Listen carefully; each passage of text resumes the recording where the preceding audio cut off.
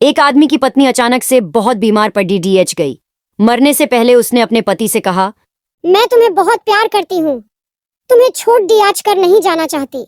मैं नहीं चाहती कि मेरे जाने के बाद तुम मुझे भुला दो और किसी दूसरी औरत से शादी करो। वादा करो कि मेरे मरने के बाद तुम किसी और से प्रेम नहीं करोगे, वरना मेरी आत्मा तुम्हें चैन से जीने नहीं देगी। पत्नी का भूत और इतना कहकर वो चल बसी। उसके जाने के कुछ महीनों तक उस आदमी ने किसी दूसरी औरत की तरफ देखा तक नहीं। पर एक दिन उसकी मुलाकात एक ऐसी लड़की से हुई जिसे वह चाहने लगा। बात बढ़ते बढ़ते शादी तक आ गई और उनकी शादी हो गई। शादी के ठीक बाद आदमी को लगा कि कोई उससे कुछ कह रहा है। मुद्दा कर देखा तो वो उसकी पहली पत्नी की आत्मा थी। आत्मा बोली, तुमने अपना वादा तोड़ा है, अब मैं हर रोज तुम्हें परेशान करने आऊंगी। और इतना कहकर वो गायब हो गई। आदमी घबरा गया, उसे रात भर नींद नहीं आई। अगले दिन भी रात को उसे वही आवाज सुनाई दी, मैं तुम्हें चैन से नहीं जीने दूंगी। मैं जानती हूँ कि आज तुमने अपनी नई पत्नी से क्या क्या बातें की। और उसने आदमी को अक्षरशः एक बात बता दी। आदमी डर कर कांपने लगा।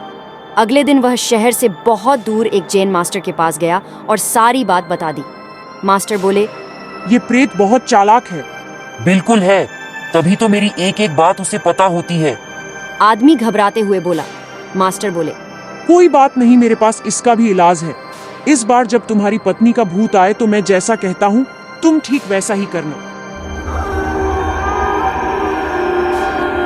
उस रात जब आत्मा वापस आई तो आदमी बोला, तुम इतनी चालाक हो, मैं तुमसे कुछ भी नहीं छिपा सकता। और जैसा कि तुम चाहती हो, मैं अपनी पत्नी को छोड़ देने के लिए भी तैयार हूँ। पर उसके लिए तुम्हें एक प्रश्न का उत्तर देना होगा, और अगर तुम उत्तर न दे पाई तो तुम्हें हमेशा हमेशा के लिए मेरा पीछा छोड़ना होगा। पत्नी का भूत बोला, मंजूर है, पूछो अपना प्रश्न। आदमी ने फौरन जमीन पर पढ़े बहुत सारे छोटे छोटे कंकड़ अपनी मुट्ठी में भर लिए और बोला, बताओ मेरी मुट्ठी में कितने कंकड़ हैं? और ठीक उसी समय भूत गायब हो गया। कुछ हफ्तों बाद वो एक बार फिर से जैन मास्टर के पास उनका शुक्रिया अदा करने पहुंचा। मास्टर, उस भूत से मेरा पीछा छुड़ाने के लिए मैं जीवन भर आपका आभारी रहूंगा। आदमी बोला, पर मैं ये नहीं समझ पाया कि आखिर उस प्रश्न में ऐसा क्या था कि एक झटके में ही भूत गायब हो गया। मास्टर बोले, बेटा, दरअसल कोई भूत था ही नहीं। मतलब? आदमी आश्चर्य से बोला, हाँ, कोई भूत था ही नहीं। दरअसल दूसरी शादी करने की वजह से तुम्हें एक अपराध बोध महसूस हो रहा था और उसी वजह से तुम्हारा दिमाग एक भ्रम की स्थिति पैदा कर तुम्हें भूत का अनुभव करा रहा था, मास्टर ने समझाया। अब पर ऐसा था तो वो मेरी हर एक बात कैसे जान जाता था? आदमी ने पूछा। मास्टर मुस्कुराए, क्योंकि वो तुम्हारा बनाया हुआ ही भूत था, इसलिए जो कुछ तुम जानते थे वही वो भी जानता था।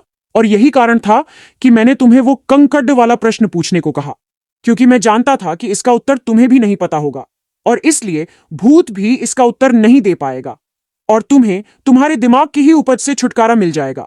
आदमी अब पूरी बात समझ चुका था। उसने एक बार फिर मास्टर को धन्यवाद किया और अपने घर लौट गया। कई बार हमारे मन में भी किसी पुरानी बात को लेकर एक गिल्ट फीलिंग रह जाती है। कहानी में भूत का आना उसी तरह की फीलिंग का एक एक्सट्रीम फॉर्म है। पर अधिकतर मामलों में हम किसी पुरानी घटना को याद कर अफसोस करते हैं और कभी कभार खुद पर क्रोधित भी हो जाते हैं। ऐसा बार बार करना गलत है। अपने भूत की वजह से अपने भविष्य और वर्तमान को बिगाड़ डालने में कोई समझदारी नहीं है। इसलिए अगर आप भी किसी पुरानी घटना की वजह से अपराध बोध महसूस करते हैं तो ऐसा ना करें। गलतियां करना मनुष्य का स्वभाव है, सभी करते हैं। आपसे भी हुई तो कोई बात नहीं, उस घटना को पीछे छोड़ दें और अपने जीवन को सार्थक बनाने की दिशा में काम करें। पर क्या भूत सच में होते हैं? यह एक ऐसी बहस है जो सदियों से चली आ रही है। जहां करोड़ों लोग मानते हैं कि भूत सच में होते हैं, वहीं बहुत से लोग ऐसे भी हैं जो भूत या आत्माओं के अस्तित्व को लेकर सहमत नहीं हैं। खैर, जो भी हो, अक्सर हमें भूतों से जुड़ी कुछ घटनाओं का जिक्र सुनने को मिल ही जाता है और अगर बताने वाले की माने तो ये घटनाएं सच्ची होती हैं। तो आइए हम ऐसी ही कुछ सच्ची भूतिया कहानियों के बारे में जानते हैं।